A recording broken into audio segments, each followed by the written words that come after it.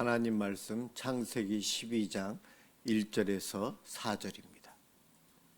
제가 봉독하도록 하겠습니다. 여호와께서 아브람에게 이르시되 너는 너의 고향과 친척과 아버지의 집을 떠나 내가 네게 보여줄 땅으로 가라. 내가 너로 큰 민족을 이루고 네게 복을 주어 네 이름을 창대하게 하리니 너는 복이 될지라. 너를 축복하는 자에게는 내가 복을 내리고 너를 저주하는 자에게는 내가 저주하리니 땅의 모든 족속이 너로 말미암아 복을 얻을 것이라 하신지라.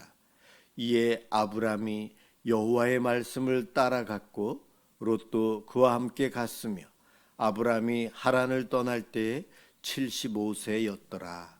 아멘. 너는 복이 될지라 라는 제목으로 함께 은혜를 받고자 합니다. 젊은이들이 사랑해서 결혼을 하면 곧 또 때가 되면 하나님이 아이를 주십니다. 아이가 태어나면 가족들이나 친척들이 와서 축하해 주면서 아기 얼굴을 보면서 하는 말 중에 복덩이구나, 복덩이가 태어났네, 그렇게 이야기합니다. 그 아기가 왜 복덩이입니까?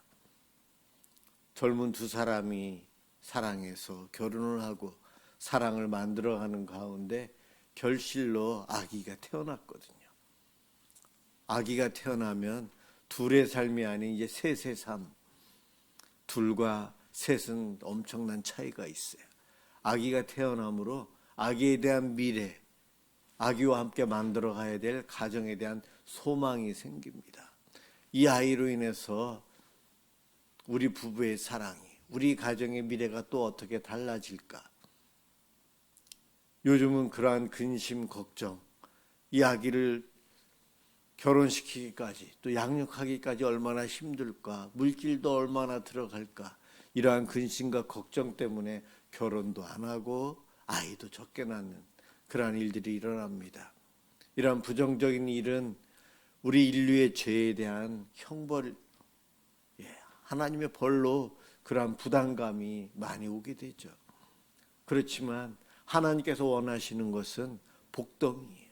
오늘 본문에 아브람, 아직 이름이 아브라함이라는 그 유명한 이름으로 개명되기 전에 아브람, 그에게 하나님이 보시면서 너가 복덩이다, 그 말씀을 하시는 거예요. 그래서 제목이 너는 복이 될지라 이렇게 되어 있습니다. 우리는 복에 대한 관심이 많아요. 중국도 그렇고 우리도 그렇고 새해 우리가 하는 인사 중에 가장 많이 사용하는 말이 새해 복 많이 받으세요. 우리가 말하는 복은 그리스도 안에서 누리는 복이 있죠. 사람들이 말하는 복과는 좀 다릅니다.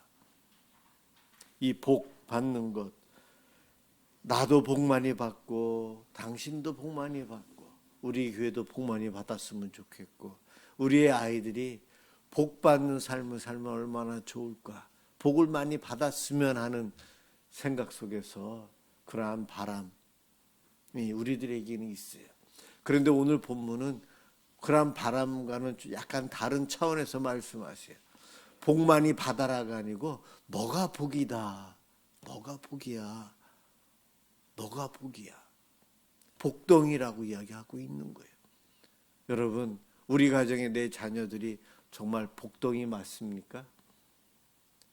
예수 믿는 가정은 복덩이라고 말을 해야 돼요. 하나님이 복덩이를 주셨거든요. 그렇습니다. 세상은 복 받는 사람 그것을 이야기하지만 성경은 너가 복이야. 그래서 너와 함께하는 사람들이 복받고 너로 인해서 복을 누리는 거야. 자, 옆에 있는 분을 한번 보세요. 다시 인사할 텐데 당신이 복덩이입니다. 예. 아브람과 떠났던 롯의 가족이 괜히 복받았을까요? 자, 옆에 계신 분에게 당신 때문에 제가 복받습니다. 인사 한번 더 하세요. 예, 덕분에 복받아요. 덕분에. 그래서 모이기에 힘쓰라고 이야기합니다. 모이기에 힘써야 돼요. 덕분에 복 받아요. 누구 덕분입니까? 내 옆에 계신 분들 덕분이에요. 서로가 복덩어리거든요. 당신 옆에만 있으면 복이 나에게도 저절로 오는 거예요. 하나님은 아브라함에게 복만이 받으러가 아니고 너가 복덩이야. 그래서 너에게 와서 함께 있는 그들이 복받고 너를 저주하면 그들이 저주받는 거야. 내 옆에 있으면 복받지만 나와 멀어지면 저주받는다는 거예요. 오늘 그 말씀을 하고 계세요. 함께하는 것이 얼마나 큰 복인지요. 아브라함 한 사람이 순종하면서 많은 이들이 복을 받는데 우리나라의 전직 대통령 중에 세상을 떠났지만 그 한 분이 많은 사람들이 반대하는데도 이 조그만 나라의 고속도로를 무리하게 고속도로를 닦았어요. 반대가 엄청나게 심했어요. 그런가 하면 우리나라 인터넷이 발달해서 인터넷이 잘 되는 나라인데도 또 이 한 분은 광섬유로 더 빠른 것을 해야 된다고 전국에 광섬유를 다 깔아버렸어요. 이미 인터넷도 잘 되고 그러한 광섬유까지 깔 필요가 없다라고 하면서 사람들을 반대했지만 그 대통령은 끝까지 이것은 해야 된다고. 이 대통령들은 처음에 그 일을 하는 데 있어서 정치적인 생명을 걸고 하는 거예요. 남들이 다 반대하는 거예요. 왜 쉬운 길이 있는데 왜 무리하게 그 일을 하냐고요. 그 일 하다가 잘못되면 정치적인 생명뿐만이 아니고 이 나라 전체가 어려울 수 있는데 왜 그러한 위험을 감수하면서 그러한 근심 걱정 속에 불편함 속에 남들이 좋아하는 것 하지 않고 반대하는 일을 굳이 하려고 합니까? 그 모든 것들을 이겨내고 그들을 하는 것으로 인해서 이 나라 경제 발전, 이 나라의 운송수단, 이 나라의 문화, 이 나라의 모든 발전들이 엄청나게 그 다음 세대들이, 그 다음에 있는 우리들이 복을 많이 받아요.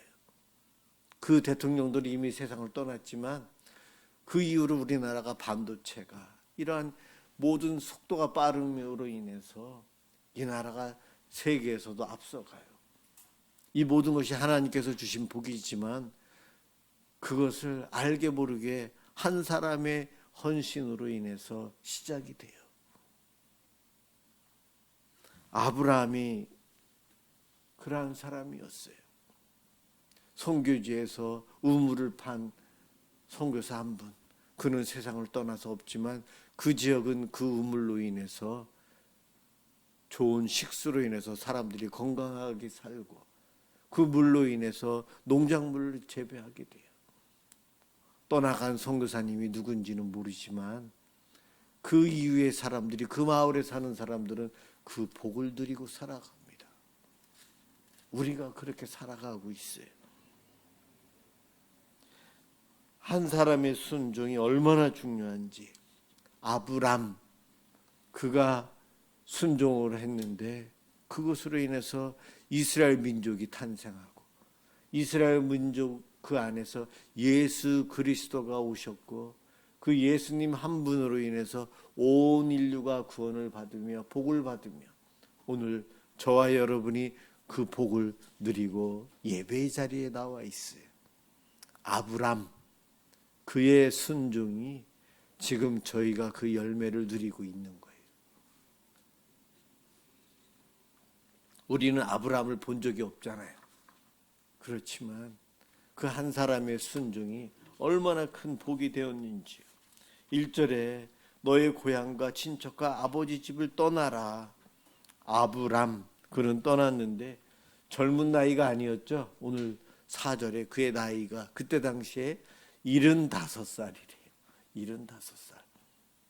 젊은 나이가 아니었어요. 이 나이에 새로운 삶을 시작하라고요. 은퇴한 다음에 새 삶을 위해서 큰 투자를 하라는 거예요. 지금 은퇴하는 사람들에게 사업하지 마세요. 새로운 거 하지 마세요. 요즘 그러고 있잖아요. 대부분 다 망하니까. 왜 굳이 그 힘든 일을 하려고 합니까? 은퇴했으면 그냥 조용히 좀 쉬고 계세요. 다들 그렇게 이야기하거든요.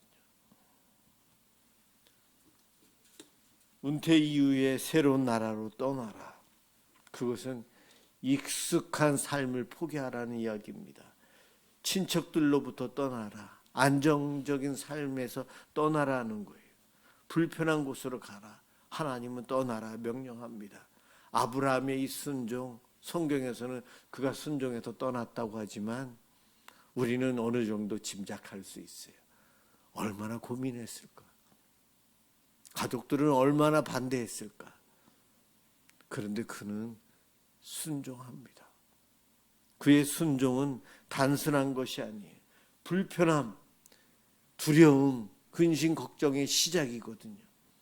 여러분, 옳고 그른 것보다도요, 불편한 것이 얼마나 우리에겐 크게 우리 일을 좌지우지하는지 아십니까? 이것이 옳다, 이것이 틀리다가 아니고 불편하면 우리는 멀어지고 꺼리고 안 하게 돼요. 옳고 그름보다 불편하냐, 편하냐, 안정적이냐, 이것에 의해서 우리의 삶이 엄청나게 결정하는 데 있어서 크게 좌우되고 있어요. 내가 정의로워서 옳고 그름을 따지는 것이 아니고요. 옳고 그름 그 이면에 나한테 편하냐, 불편하냐, 이것이 더 크게 우리를 좌지우지하고 있다는 거예요. 75살에 이제 고향에 그곳에서 친척들과 함께 하면서 그동안 해놓은 것을 누리고 살아가면 되는데 낯선 곳으로 떠난다는 거예요. 당시에 이민과 같은 이러한 여행은 목숨을 걸고 먼 나라로 가야 되고 외국인이 오면 잡아 죽여도 되는 그러한 시대입니다. 누가 보호해 줍니까? 그런 것이 없는 시대예요. 떠난다는 것 굉장히 어려운 거예요. 두려움을 안고 가는데 4절에 이 아브라함이 여호와의 말씀을 따라갔고, 아주 중요한 표현입니다. 말씀을 따라갔대요. 아브라함의 판단 기준은 하나님 말씀이었어요. 그런데 우리의 판단 기준은 편한가 불편한가, 이득이 되나 이득이 안 되나, 내 기분상 내 느낌상 할까 말까, 남들이 뭐라고 하지, 남들이 어떻게 쳐다보지, 남들은 다 이럴 때 어떻게 하지. 우리는 이러한 판단 기준에서 살아가고 있지 않습니까? 그런데 아브라함은 말씀을 따라갔다라고 오늘 성경에서 이야기합니다. 세상은 편한 길을 선택해라, 손해보지 말아라 이야기하는데 믿음의 사람은 말씀이 기준이 되어야 한다는 거예요. 말씀이 방향을 결정하고 말씀이 나의 가치관이 되어야 한다는 겁니다. 그래서 우리는 성경을 읽어야 하고 성경도 공부해야 되고 성경 말씀을 묵상도 해야 되고 말씀 안에 거하려고 내 마음을 말씀으로 채우려고 노력해야 돼요. 왜냐하면 세상에 좋은 것들이 내 마음을 빼앗거든요. 빼앗기지 않기 위해서 자꾸 설교도 들어야 되고 말씀을 쫓아가는 삶을 살기 위해서 노력해야 돼요. 우리가 얼마나 연약한지 우리 알잖아요. 누군가 한 소리 하면 금세 내 마음이 달라져요. 이건 꼭 해야지라고 했는데 어떠한 이야기만 들어도 금세 내 마음이 흔들리는 것 우리 알잖아요. 흔들림이 덜하기 위해서 평상시 말씀으로 무장하는 훈련을 계속해야 합니다. 잘 모르고 무지해서 잘못된 것을 선택하는 그러한 일도 있지만 이제는 말씀도 알고 옳고 그름도 알고 이럴 때는 내가 어느 길로 가야 되는지 알지만 우리는 교만해서 내가 불편해서 말씀대로 안 하고 불순종을 선택하며 살아가는 연약한 이들이 우리들이에요. 이미 알고 있거든요. 무엇이 옳은 것을, 무엇이 하나님이 기뻐하시는지 다 알아요. 내가 지금 어떻게 해야지 우리 가족이 더 행복하고 더 잘 되는지 아는데 내 속에 불편함 때문에 그것을 거부하는 어리석은 이들이 우리라는 겁니다. 여러분 한번 생각해 보세요. 내가 왜 이렇게 하나? 누군가에게 이게 옳으니까 이렇게 해야 돼라고 말을 하지만 그것이 아니고 내가 불편하니까 그 이야기 하는 거거든요. 여러분, 성도는 마음이 아니라 말씀을 따라 살아야 돼요. 말씀을 따라. 하나님은 아브라함에게 약속해 주십니다. 너는 복덩어리다. 너는 복이 될지라. 이 말은 너를 통해서 많은 사람이 복을 받을 것이다 약속해 주십니다. 수천 년이 흘렀어요. 이 약속대로 하나님께서 행해 주셔서 수많은 사람들이 아브라함으로 인해서 복받고 구원받고 영생을 누리고 있어요. 앞으로도 이 약속은 하나님께서 신실하게 지키실 것입니다. 신실하신 하나님. 아브라함은 완벽한 사람이 아니에요. 두려워서 아내를 누이라고 속이기도 2번이나 했었고, 약속을 기다리지 못하고 인간적인 방법으로 자녀를 낳으려고 하고 실수투성이의 사람이었어요. 그럼에도 하나님은 그 아브라함을, 부족한 아브라함을 통해 하나님의 위대한 일을 행하십니다. 하나님은 알고 계세요. 인간이 얼마나 약한지, 실수투성인지, 또 잘못할 것을 알지만 사랑으로 용서하고 일을 맡기십니다. 내 아이, 내 자녀, 내 배우자, 나와 직장생활 같이 하는 사람들이 실수하고 잘못할 것 알지만 기대하며 일을 맡기잖아요. 하나님의 사랑의 마음, 하나님의 형상을 우리들이 갖고 있기 때문에 우리는 그렇게 살아갑니다. 그렇게 살아가는 것이 진정 옳은 것인데 그것이 점점 줄어들기에 이 세상이 더 강팍해져 가고 있어요. 하나님은 완벽한 사람을 사용하지 않습니다. 왜냐하면 완벽한 사람은 없기 때문이에요. 순종하는 사람, 순종하려고 애쓰는 사람을 사용하십니다. 세계 선교사님들의 역사들을 보면 공통적인 것이 있어요. 처음 선교사님이 그곳에 갔을 때는 그 사람, 그 선교사 혼자, 그 선교사 가정 한 가정밖에는 없어요. 그 한 사람이 하나님 말씀에 순종해서 그 낯선 곳에 들어갑니다. 언어도 다르고 문화도 다르고 때로는 핍박도 받아요. 얼마나 외롭고 불편하고 힘들겠습니까? 시간이 지나면서 그런데 놀라운 일들이 일어납니다. 그곳에 예배당, 교회가 세워지고요. 학교가 세워지고 병원이 세워집니다. 사람들이 복음을 들으며 변화되어져 가요. 술과 폭력이 사라지고 아이들은 교육을 받고 마을이 변화되기 시작합니다.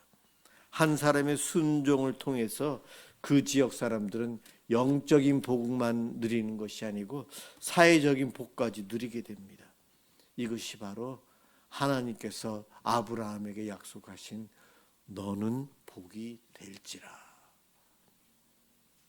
너는 복이 될지라. 바로 이것입니다. 우리의 순종도 내 가족과 내 이웃에게 복이 됩니다. 우리는 종종 이렇게 생각합니다. 나 혼자, 나만 구원, 나는 할 수 없어. 간신히 나만 믿음을 유지하고 있네. 구원은 개인적인 것이라고 하는데 나에게 집중해야지. 우리는 그런 생각을 이기적으로 할 때가 있어요. 그런데 나 혼자 하나님 말씀에 작은 순종을 할 때에 하나님은 내 옆에 있는 사람들에게 좋은 영향력을 끼치게 하면서 함께 변화되게 하며 이끌어 가십니다. 나의 믿음으로 인해서 우리 가정이 복을 받아요. 아버지의 믿음은 가정에 큰 영향을 끼칩니다. 가부장적인 문화가 있는 곳은 더 심합니다. 아버지의 믿음이 아주 중요해요. 어머니의 기도 자녀들에게 큰 영향을 끼칩니다. 어머니의 기도 소리, 기도하는 모습, 기도 예배하기 위해서 예배당을 찾는 어머니의 그 열심을 자녀들이 몸으로 배워갑니다. 성도의 삶, 교회를 변화시키고 이웃에게 영향을 끼쳐요.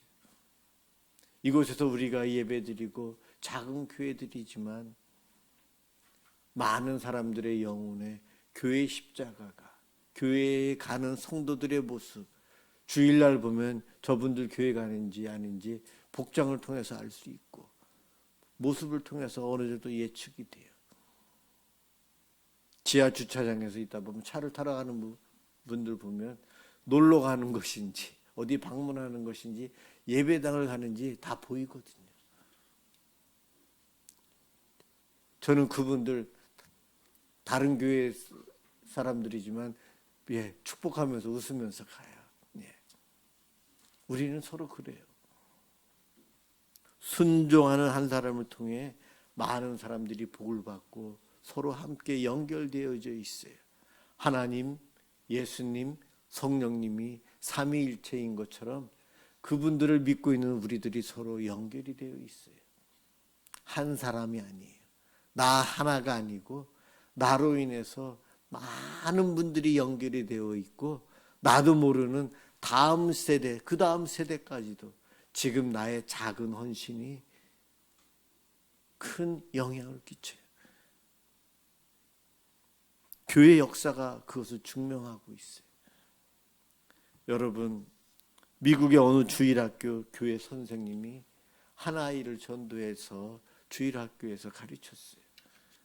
그 아이는 한 주일학교 선생님에 의해서 전도된 거예요. 그 아이가 누구였는가 하면 빌리 그레함. 이름 많이 들어보셨죠? 우리나라에도 몇 번 오셨던 분입니다. 여의도 광장에서 설교했던 복음을 전하는 전도자의 삶을 살아서 수억 명의 사람들에게 복음을 전했던 그 목사님. 빌리 그레함 이름은 알지만 그분을 처음 전도한 주일학교 선생님 이름은 몰라요. 하지만 그 선생님의 전도가 이 땅에 수많은 영혼을 살렸어요. 빌리 그레함 한 분 때문에 그 복음 전하는 것이 무브먼트가 일어났거든요. 전 세계적으로. 그 한 분만의 설교가 아닌 그분의 영향을 받은 수많은 집회들이 곳곳에서 열리고 많은 이들이 전도되고 그 아름다운 열매가 한국에 엄청나게 맺어졌죠.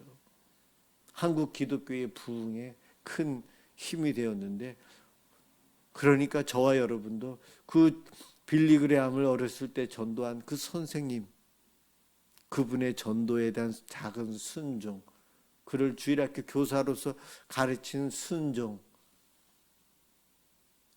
그분이 바로 복덩어리였던 것이었고요. 그 복이 지금 저희에게까지 왔어요. 오늘 우리가 여기 와서 예배드리고 영상을 통해서 예배를 드리고 있는 분들 이 예배가 그냥 잊혀지는 것이 아니고요.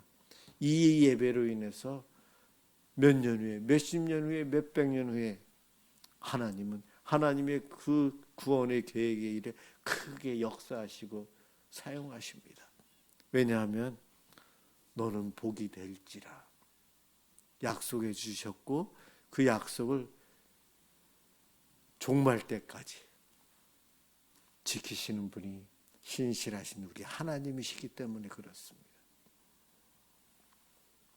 한 사람의 순종 별것 아닌 것 같지만 이렇게 세상을 바꾸십니다. 한 사람은 작지만 그 한 사람과 약속하신 하나님은 이렇게 크신 분이세요. 그래서 가능한 거예요. 하나님이 위대하신 분이시라 그 일들을 이루어 가십니다. 정말 아브라함은 잠깐 왔다가 사라진 사람이에요. 그런데 그로 인해서 복받는 이스라엘 민족, 예수님이 오셔서 2000년 전에 예수님 한 분의 십자가에 죽으심으로 지금 우리가 구원의 은총을 누리고 영생을 누립니다. 그 복을 받았어요. 복 받은 사람이 아브라함이었고 바로 저 오드하원입니다. 여러분이 그 복을 받았어요. 아브라함과 약속을 하셨는데 대표 원리예요. 그가 대표고 우리도 함께 그 언약 약속을 체결한 거예요. 하나님은 그래서 지금 나와 약속을 한 것 때문에 일하고 계시는 분이 우리 하나님이십니다. 여러분들이 계약서는 안 썼지만 하나님과 약속을 맺었어요. 바로 그 기록을 오늘 저희가 읽었습니다. 계약서예요. 이거대로 신실하게 일하시는 하나님, 나의 믿음이 나의 가정에 복이 됩니다. 나의 기도가 내 자녀에게, 내 손주에게 복이 됩니다. 나의 믿음의 삶이 나도 모르는 이웃들에게 복이 됩니다. 하나님 말씀을 따라 살아가며 예배드리고 눈물 흘리며 기도하는 우리로 인해서 수많은 사람들이 복을 받습니다. 우리는 이 땅에서 이미 복받은 사람이요, 또한 복덩어리가 우리예요. 예수 따라가며 살아가는 우리의 삶을 통해 하나님은 이 위대한 일을 멈추지 않고 앞으로도 행하실 거예요. 그것을 믿음으로 소망하고 복덩이로서의 삶을 누리고 살아가시길 주님의 이름으로 축원합니다. 기도하겠습니다. 사랑의 하나님, 감사합니다. 우리를 구원해 주시고 우리를 예수 그리스도 안에서 복받은 백성으로 살게 해주시니 고맙습니다. 세상의 기준이 아니라 하나님 말씀을 나의 삶의 기준으로 삼고 살아갈 수 있도록 무장시켜 주시옵소서. 하나님 말씀을 불편해도 순종할 수 있는 믿음을 저희들에게 허락해 주옵소서. 나의 믿음과 순종이 내 가정과 내 교회와 내 이웃에게 복이 되게 하여 주시옵소서. 이미 우리는 복받은 성도입니다. 복받은 자답게 세상에 그 복을 흘러보내는 삶을 살아갈 수 있도록 도와주옵소서. 우리의 이 작은 순종을 통해 하나님 오늘도 영광 받아 주옵소서. 예수 그리스도의 이름으로 간절히 기도드립니다. 아멘.